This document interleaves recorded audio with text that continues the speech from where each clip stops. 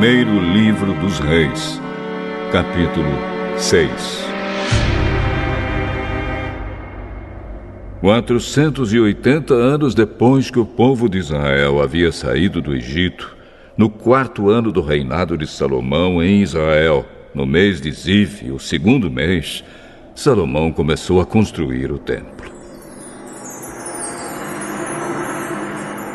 O templo media 27 metros de comprimento por 9 de largura, por 13,5 de altura. A sala de entrada media 4,5 metros de comprimento por 9 de largura, isto é, a mesma largura do santuário. As paredes do templo tinham janelas, que eram mais estreitas do lado de fora do que do lado de dentro. Encostados nos lados e nos fundos do templo, Salomão construiu 3 andares de salas, cada andar medindo 2,20 metros de altura. As salas do andar de baixo tinham 2,20 metros de largura, as do andar do meio tinham 2,70 metros de largura e as do andar de cima, 3,10 metros de largura. Em cada andar, as paredes do templo eram mais finas do que as do andar de baixo. Assim, as salas se apoiavam nas paredes, evitando que as vigas entrassem nessas paredes. O templo foi construído com pedras que haviam sido preparadas nas pedreiras, para que assim, durante a construção, não se ouvisse o barulho de martelos, machados ou qualquer outra ferramenta. A entrada para as salas do andar térreo ficava no lado sul do templo, e havia escadas para subir ao 2º e ao 3º andares.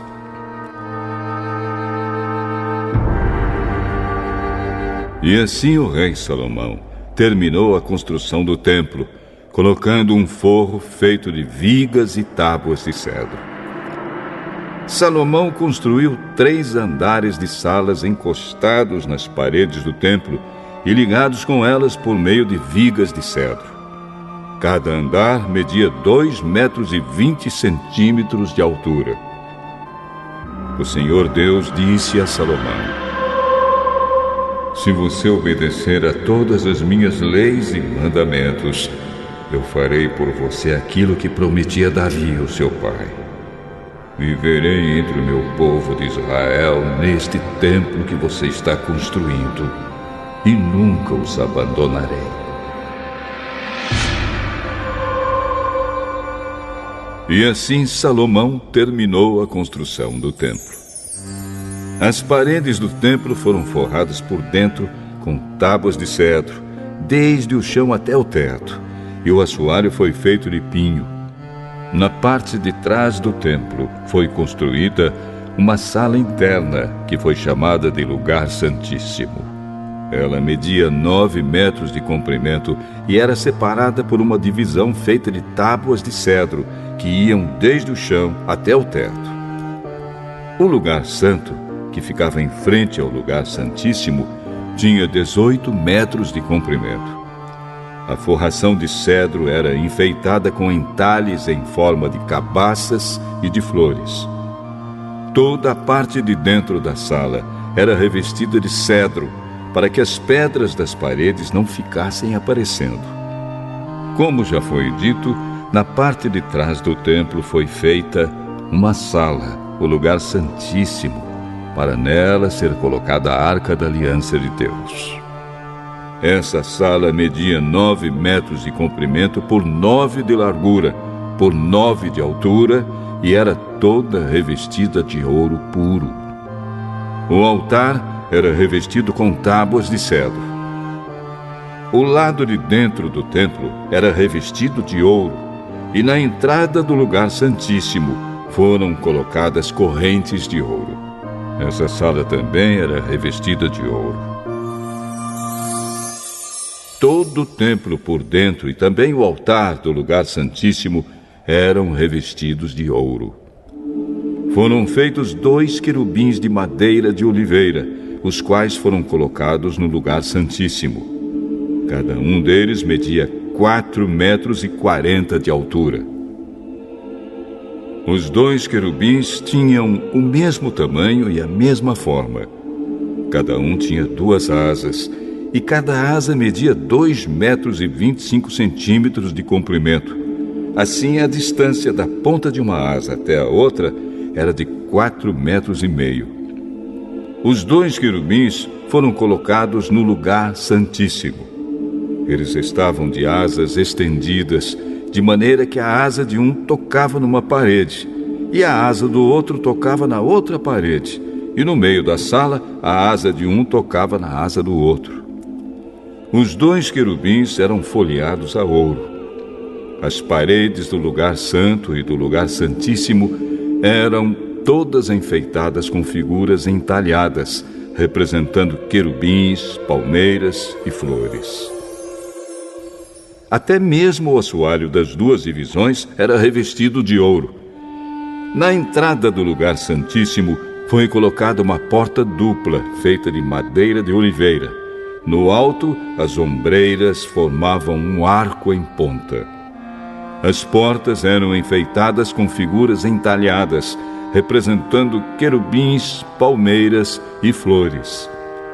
As portas, os querubins e as palmeiras eram folheados a ouro. Para a entrada do lugar santo, foram feitos batentes retangulares de madeira de oliveira. Havia 2 portas de 2 folhas que eram feitas de pinho e enfeitadas com figuras entalhadas de querubins, palmeiras e flores, que também eram folheadas a ouro.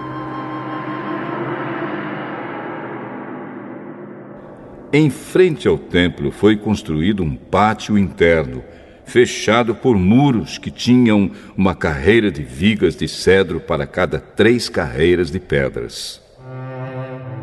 Os alicerces do templo foram colocados no mês de Ziv, o 2º mês, no 4º ano do reinado de Salomão. No 11º ano do reinado de Salomão, no 8º mês, o mês de Bul, o templo foi completamente terminado, exatamente como havia sido planejado. Salomão levou 7 anos para construí-lo.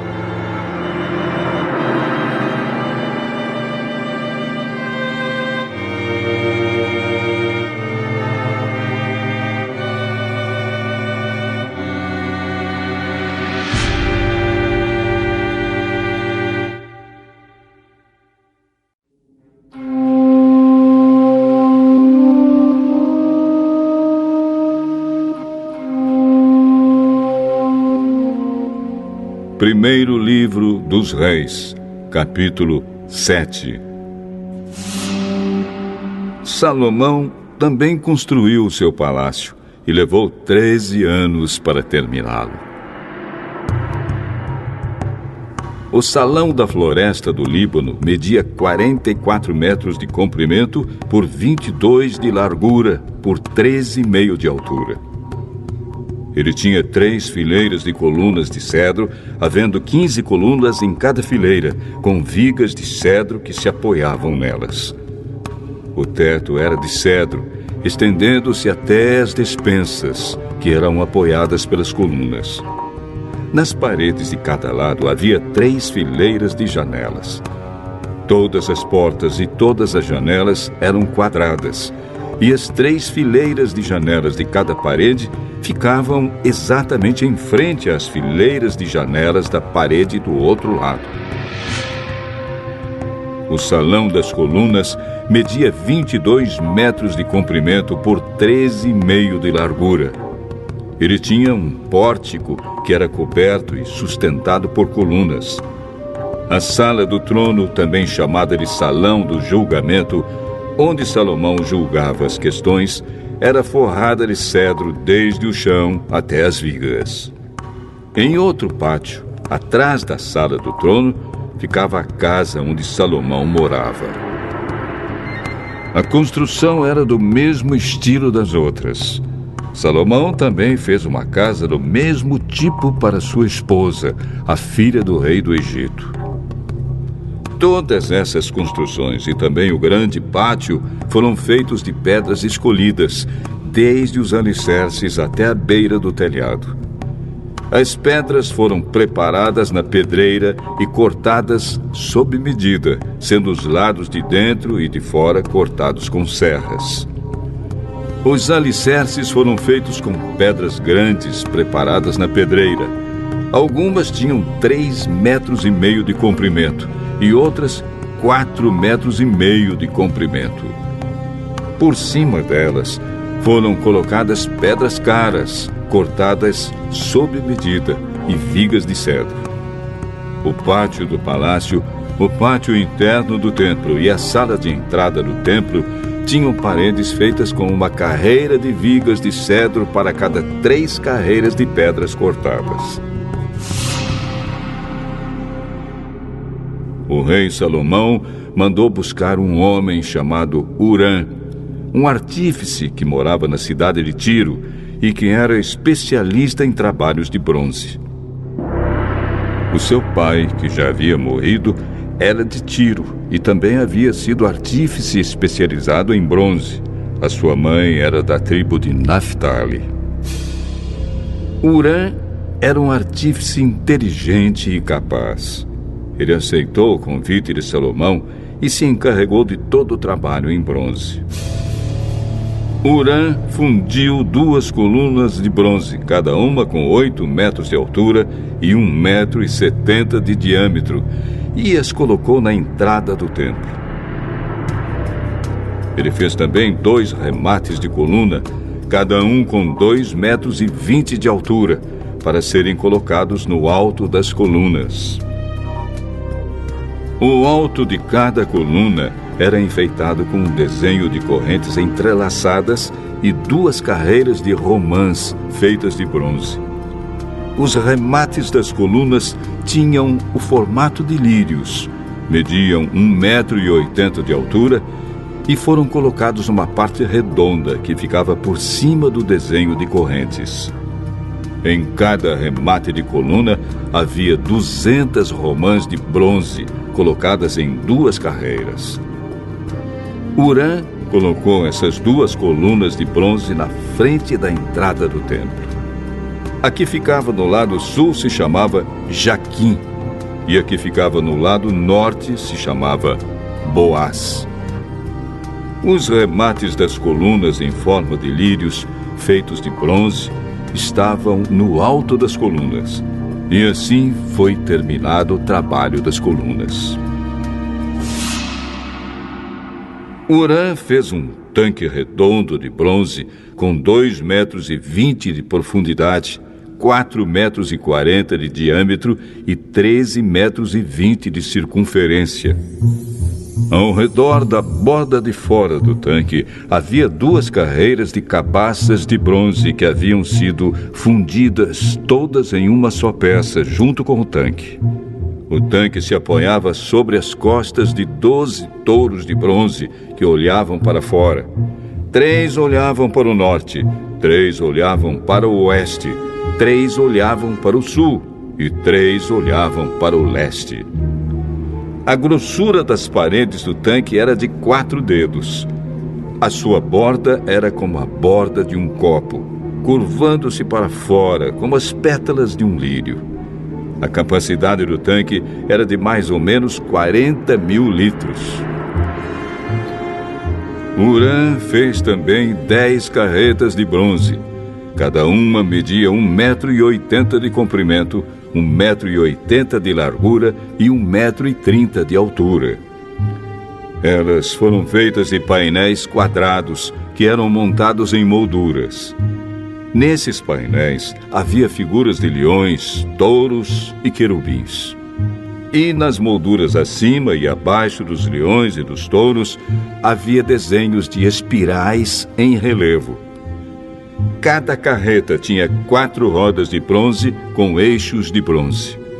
Nos 4 cantos havia apoios de bronze para uma bacia. Os apoios eram enfeitados com figuras de espirais em relevo. No alto havia uma guarnição redonda para a bacia. Essa guarnição passava 45 centímetros para cima do alto da carreta e 18 centímetros para baixo, para dentro dela. Ao redor dela havia entalhes. As rodas tinham 67 centímetros de altura. Elas ficavam debaixo dos painéis e os eixos eram feitos em uma só peça com as carretas.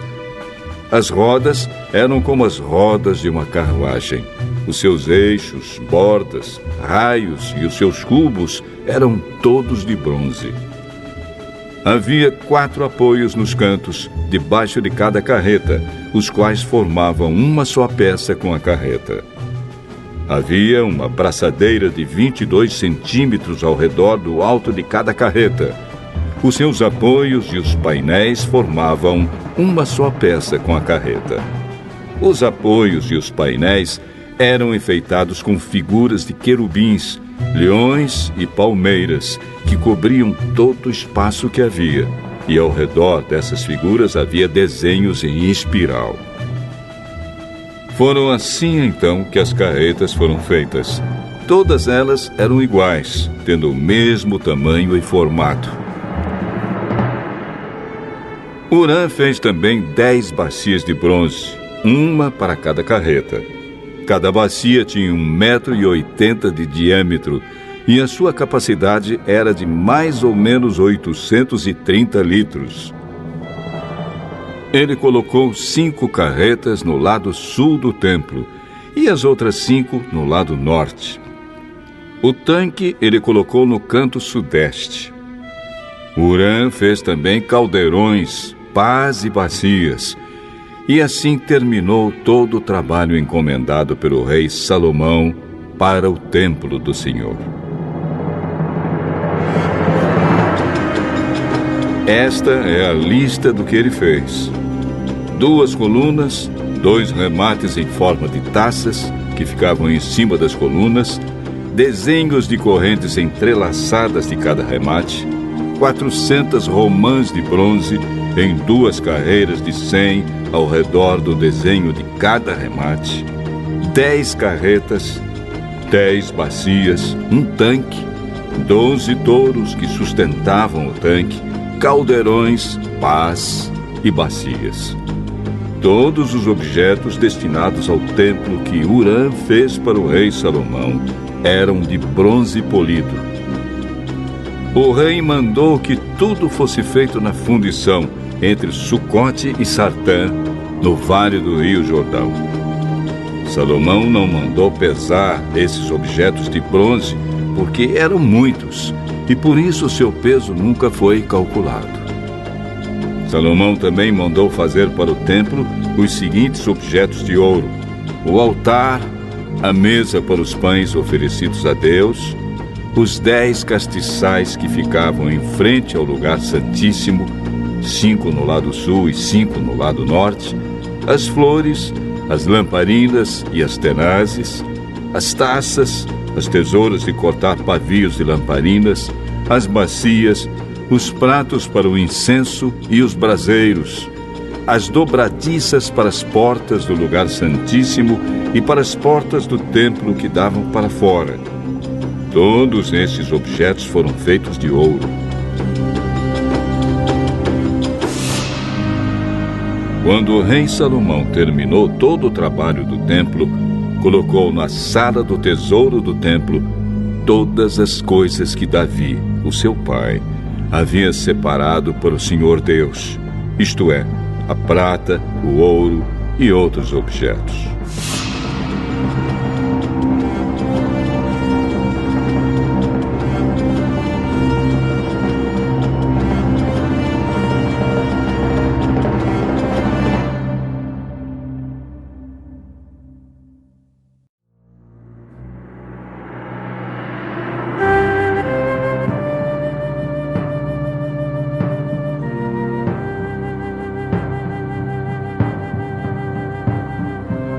Carta de Paulo a Filemon.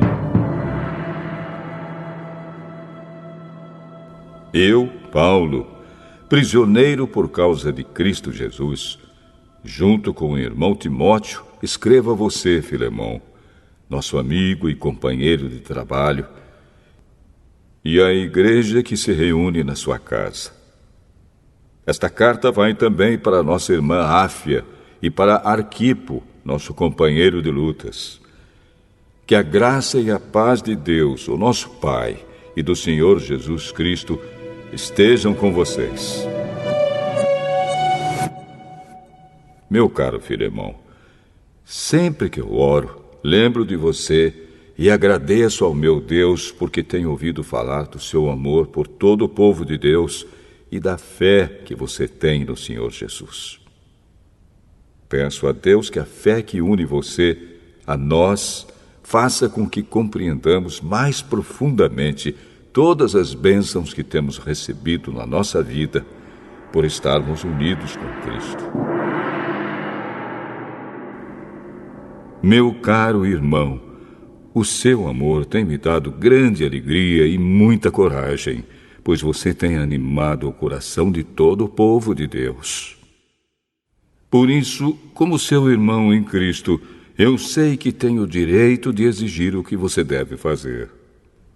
Mas o amor que tenho por você me obriga a lhe fazer apenas um pedido. E faço isso, embora eu seja Paulo, o representante de Cristo Jesus, e agora também prisioneiro por causa dele. Portanto, eu lhe faço um pedido em favor de Onésimo, que é meu filho por estarmos unidos com Cristo, pois, enquanto eu estava na cadeia, tornei-me o pai espiritual dele. Antes ele era inútil para você, mas agora é útil para você e para mim. Eu estou mandando Onésimo de volta para você, e com ele vai o meu coração. Gostaria de obrigá-lo a ficar aqui comigo enquanto estou nesta cadeia por causa do Evangelho, a fim de que ele me ajudasse em lugar de você. Porém, não vou fazer nada sem a aprovação de você, para que o favor que eu lhe estou pedindo não seja feito por obrigação, mas por sua livre vontade. Pode ser que Onésimo tenha sido afastado de você por algum tempo, a fim de que você o tenha de volta para sempre. Pois agora ele não é mais um escravo, porém muito mais do que isso. É um querido irmão em Cristo. De fato, para mim, ele é muito querido. E para você agora, ele é mais querido ainda, não só como escravo, mas também como irmão no Senhor. Por isso, se você me considera seu companheiro de trabalho, receba Onésimo de volta como se estivesse recebendo a mim mesmo. Se ele deu algum prejuízo a você, ou lhe deve alguma coisa, ponha isso na minha conta. Aqui, com a minha própria mão, escrevo isto. Eu, Paulo, pagarei tudo. É claro que não preciso fazer com que você lembre que me deve a sua própria vida. Portanto, meu irmão, me faça esse favor por causa do Senhor. Anime o meu coração como irmão em Cristo. Ao escrever isso, estou certo de que você vai fazer o que lhe estou pedindo, e sei até que você fará ainda mais. Peço também que prepare um quarto para mim, pois espero que Deus responda às orações de todos vocês e me deixe ir outra vez até aí. Epáfras, o irmão que está na cadeia comigo por causa de Cristo Jesus, envia saudações a você. E Marcos, Aristarco, Demas e Lucas, meus companheiros de trabalho, também enviam saudações. Que a graça do Senhor Jesus Cristo esteja com vocês.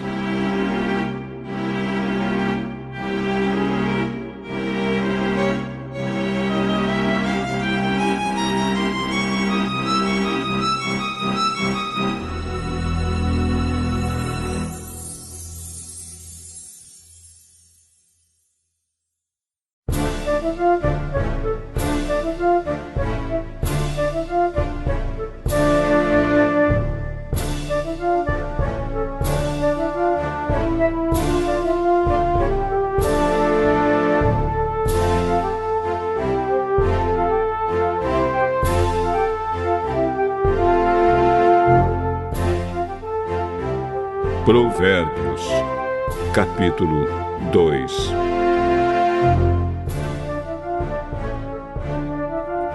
Filho, aprenda o que eu lhe ensino e nunca esqueça o que mando você fazer. Escute os sábios e procure entender o que eles ensinam. Sim, peça sabedoria e grite pedindo entendimento. Procure essas coisas como se procurasse prata ou um tesouro escondido. Se você fizer isso, saberá o que quer dizer temer o Senhor e aprenderá a conhecê-lo. É o Senhor quem dá a sabedoria. A sabedoria e o entendimento vêm dele. Ele dá ajuda e proteção a quem é direito e honesto. Deus protege os que tratam os outros com justiça e guarda os que lhe obedecem. Se você me ouvir, entenderá o que é direito, justo e honesto, e saberá o que deve fazer. Você se tornará sábio, e a sua sabedoria lhe dará prazer. O seu entendimento e a sua sabedoria o protegerão, e o livrarão de fazer o mal. Assim, você ficará longe das pessoas que vivem dizendo mentiras. Pessoas que abandonaram uma vida direita para viver na escuridão do pecado. Pessoas que têm prazer em fazer o mal e se alegram quando o mal é praticado. Pessoas desonestas em quem não se pode confiar. Então você será capaz de evitar a mulher imoral que tentar conquistá-lo com palavras sedutoras.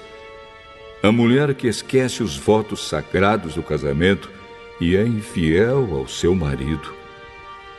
Se você for à casa dela, estará seguindo o caminho da morte. Quem vai lá está perto do mundo dos mortos. Um homem que visita essa mulher não consegue voltar para a estrada da vida. Portanto, siga o exemplo dos bons e viva uma vida correta. Os homens direitos, de caráter, viverão nesta nossa terra. Mas Deus varrerá dela os maus e arrancará os pecadores como se arrancam plantas do chão.